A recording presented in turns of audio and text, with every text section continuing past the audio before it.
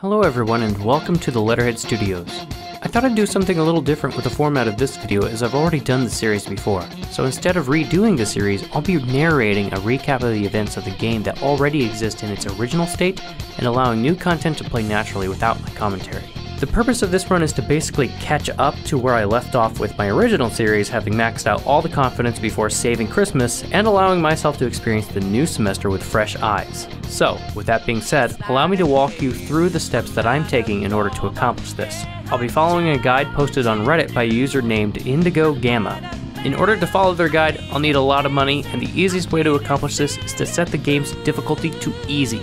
I could get even more money with the safety difficulty, but choosing safety locks you out of changing the game's difficulty later on, and I decided against doing that for the sake of playing the new semester at least on a normal difficulty level. So with that all being said, let the game begin. The game starts off like it normally does. Joker is making off with the palace treasure, as his teammates commend him for his style and bravery. Joker faces off against the Shadow, I cast Ega on, and Brave Blade to easily finish it off and continue as normal. The game shakes things up a bit by introducing the grappling hook mechanic and a new encounter with another Persona user, leaving Futaba completely baffled. I genuinely have no clue what just happened. Joker, stop! It's an enemy right near you! Even you can't take on this many. Huh? Joker!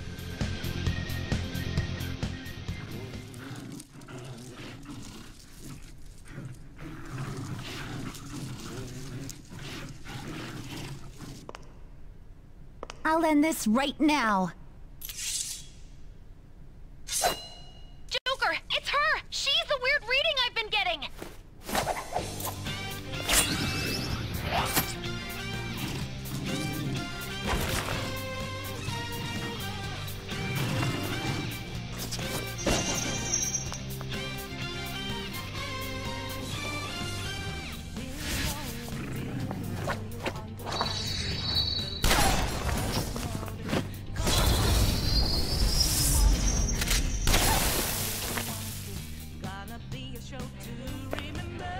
My weak self relied on you so much. That ends today.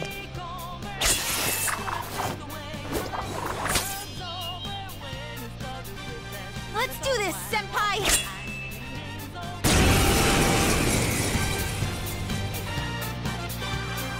The enemy readings have decreased?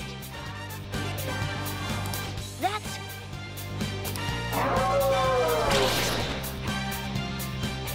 It's been a while since we last fought side by side. But this time, it's my turn to come to your aid, Senpai. Now let's win this! Persona! Ravage them!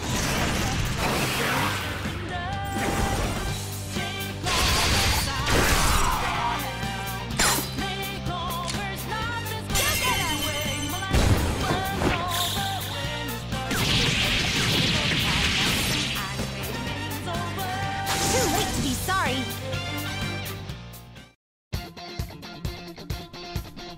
I think that's the last of them. I genuinely have no clue what just happened, but I take it you're okay? Wait, bad news. Enemy backup's headed your way. You need to book it right now.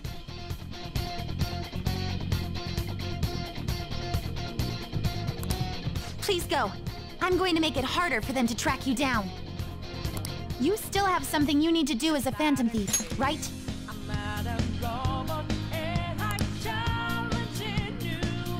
Then I won't stop you. Since I'm not a member of the Phantom Thieves, I'm in no position to interfere. However, please don't forget the promise we made, okay?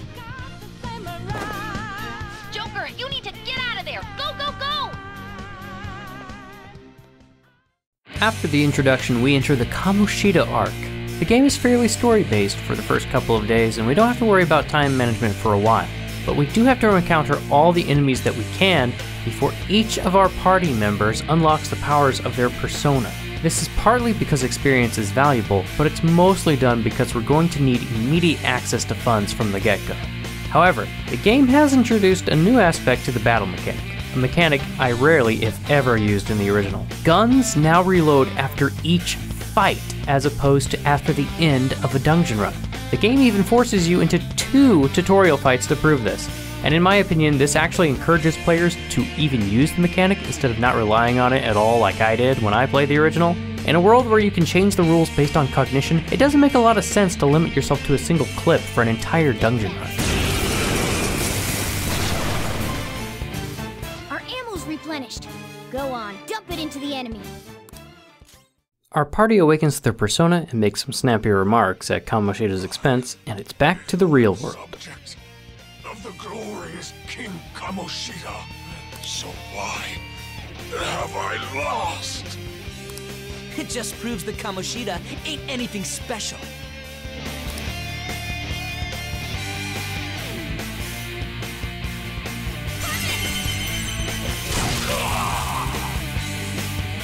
To think there would be a woman who could stand up to King Kamoshida. Outside of school, that guy's nothing but a pathetic loser.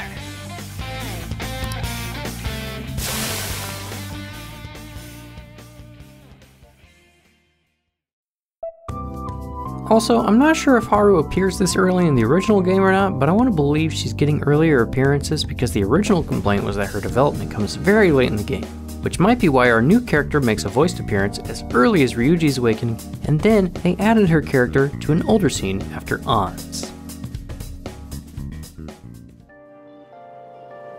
Look, isn't that her? You mean that one with the red ribbon? I guess so. She's so thin. It's not fair. I've got my hair in a ponytail too. Okay, and what's that got to do with being thin?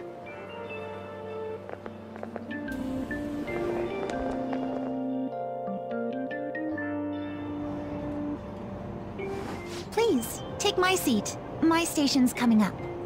Are you sure? Oh, then. Oh, wow, what speed. I mean, excuse me, that seat was for this lady. Oh.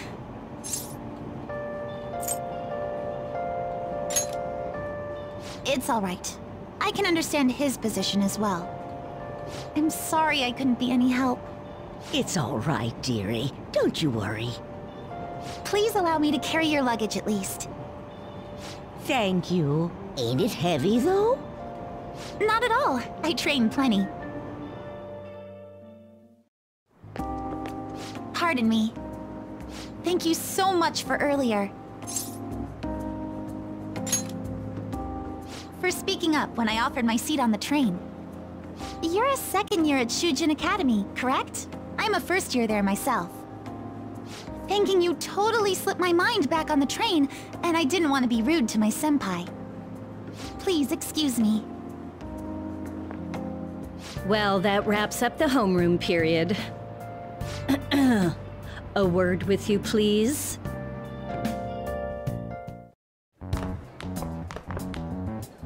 There's something I'd like to ask you.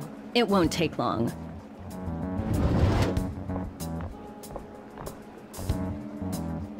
I see you're already getting on top of the problem I'd mentioned this morning, Miss Kawakami. I appreciate the support. Thank you again. Oh, you know this guy, Yoshizawa? Yes, he lent me a helping hand earlier. I recommend you steer clear of the likes of him if you have any consideration for your future. Remember the discussion we just had?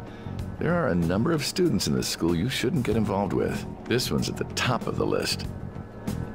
Oh, the delinquent transfer student? Sorry to interrupt, but I need to use the guidance office. Oh, pardon me. We should be going too. Don't want to get in the way of guiding this delinquent and all. Please excuse us. After you.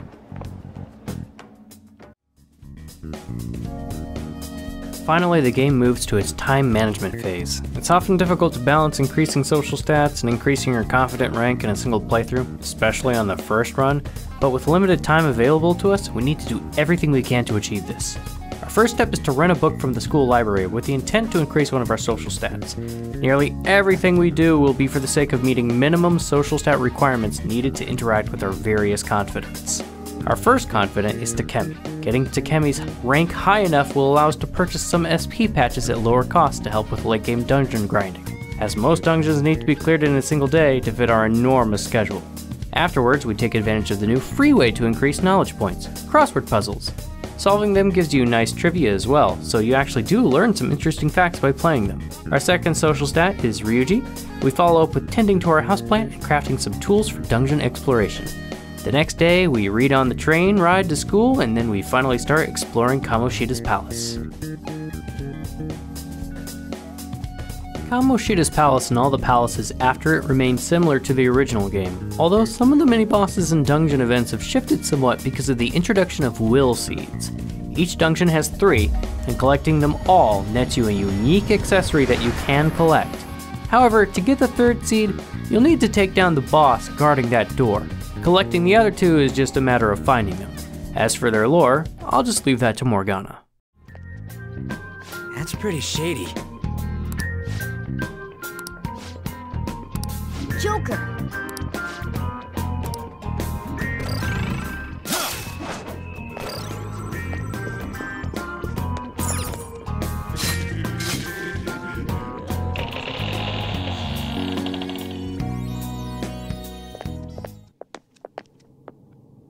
This room seems different from everywhere else we've seen so far. Yeah, and there's something super suspicious over there. That's... Come on, follow me!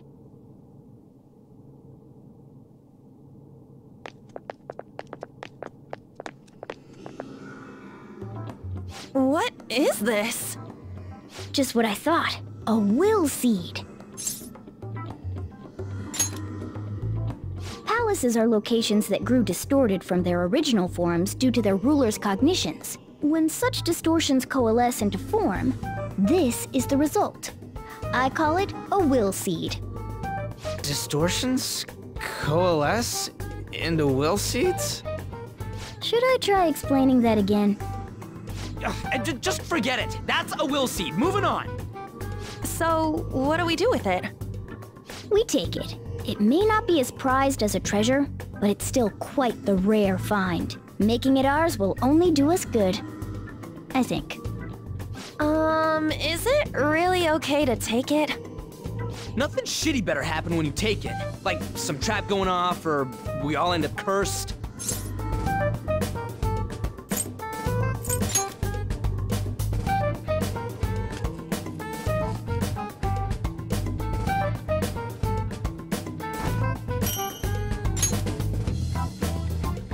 Nice. The will... I guess nothing happened? There are more of these around here somewhere. As far as I can tell, there are 2 of them left. Huh? How can you tell? You smell them or something? Yeah, like how dogs can... Oh, but you're a cat. I am not a cat!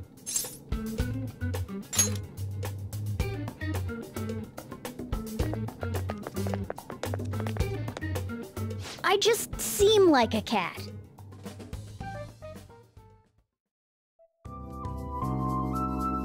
We're back from our dungeon run, and the first thing I expect is for Morgana to rush us off to sleep. But it seems as long as we stay within LeBlanc, we can still do things like study, watch DVDs, and craft tools, which I'm grateful for. So with the benefit of having the night to still at least do something, we focus on our studies.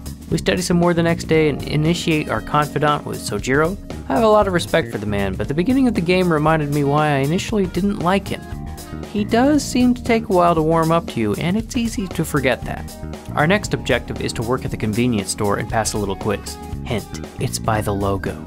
Afterwards, we learn the art of brewing coffee. The next day is more studying and a night of putting our new craft to the test. And now it's Sunday. Sunday is a special day because for 5,000 yen, you can buy a special drink that boosts one of your social stats. And money aside, it's basically free as drinking it won't cost you any of your time slots for the day. Afterwards, we apply for another job at the flower shop in order to increase another social stat that we need to reach level 2 in order to start our confidant with On.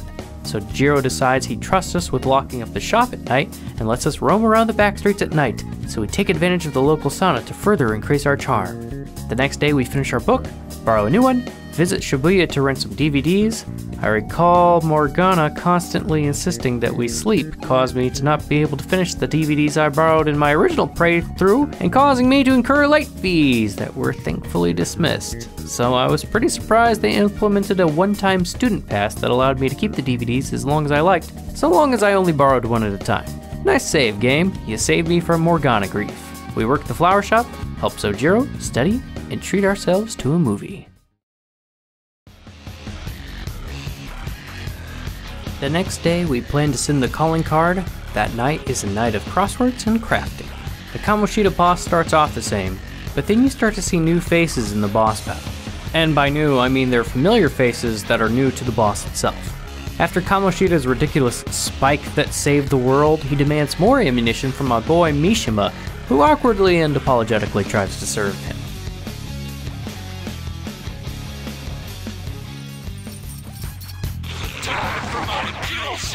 From when I was active and rocketed. Kill shot, as in, I'll make the kill. What's the holdup? Where's my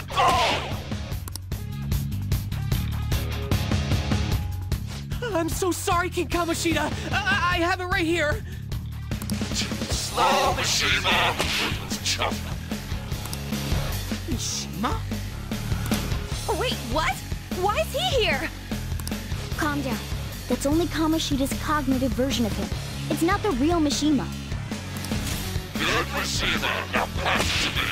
Don't tell me you can't even do something as simple as that. Here goes. The spark that sees the world!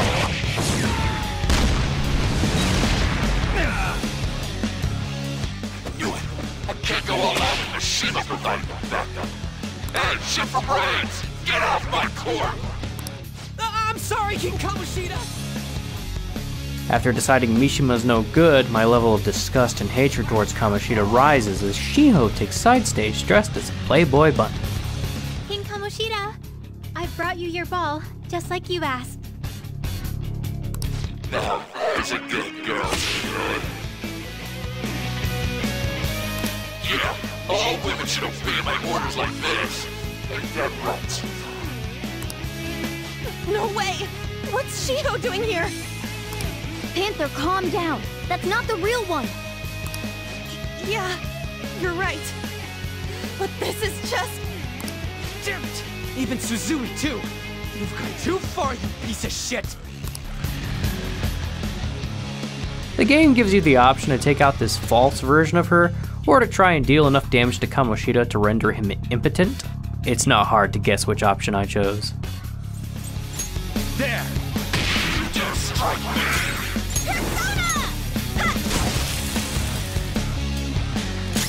Woodland Persona! Get wrecked! Persona! Take this!